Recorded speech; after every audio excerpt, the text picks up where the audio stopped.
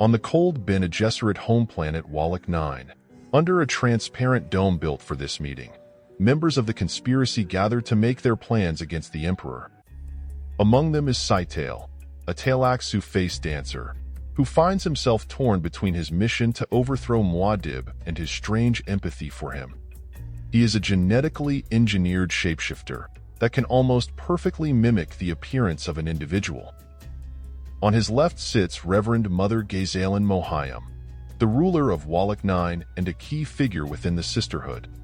As they discuss their plan to poison the Emperor's mind, Mohayim warns them that Paul Atreides should not be underestimated. Her words of caution are met with a sneer from the Guild Navigator Edric, displaying a sarcastic demeanor. Despite his alien look, the elongated head and fish-like limbs result from extended exposure to huge quantities of spice, permanently living inside an orange tank filled with melange gas. The fourth individual present in this meeting is Princess Irulan Carino, the Emperor's wife, but not his lover. She is a tall beauty, her blonde hair and refined features exuding an aristocratic grace that almost hides her Bene Gesserit background. When the Reverend Mother turns her attention to Scytale, demanding his input, he suggests that going after Paul could turn him into a martyr, thus increasing his power even more.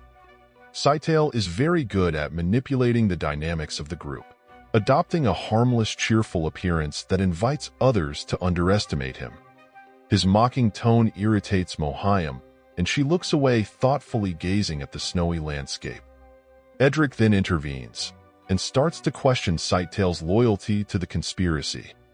The face dancer dismisses his question, looking instead to Irulan, asking if she has started to regret risking so much by coming to Wallach 9.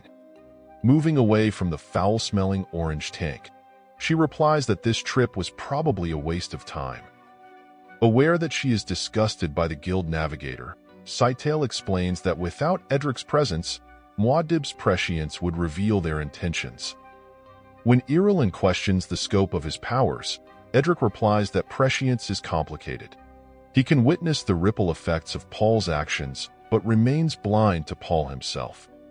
Despite his importance in the conspiracy, they secretly consider him a fool, useful only in this capacity. During this meeting, they are trying to convince Irulan to make a genuine commitment to their plans. Driven by her desire to become the mother of the future emperor, she reveals that she has been secretly administering contraceptives to Chani, Paul's Fremen concubine.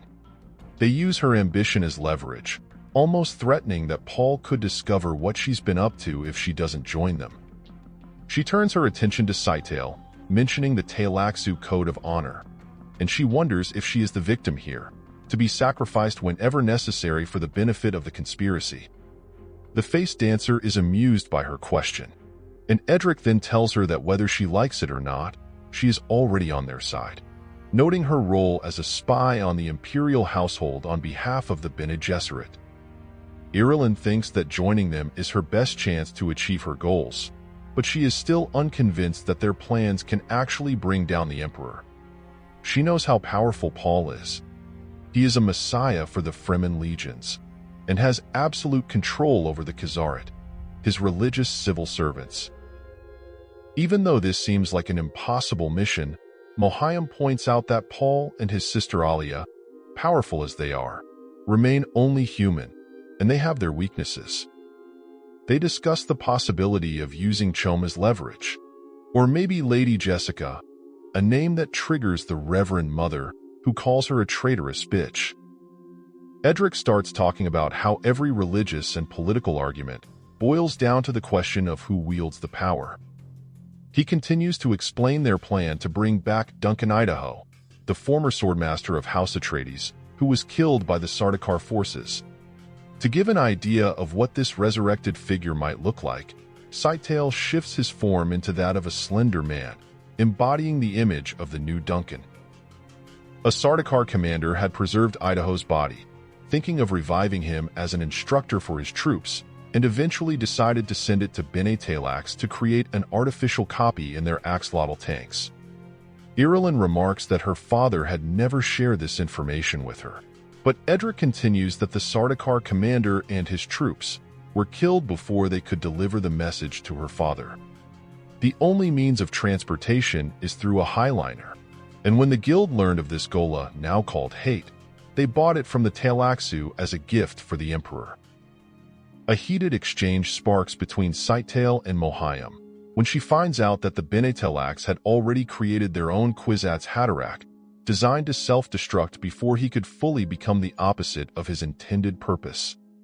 The Sisterhood is not aware of this, and Irulan remarks on Sightale's devious nature, but she doesn't even realize that the Talaxu's ultimate goal is to possess a Kwisatz Haderach that they can control, something that the Bene Gesserit failed to do with Paul. Growing impatient, Edric shifts the focus back to their immediate plans of using hate to poison the Emperor's mind.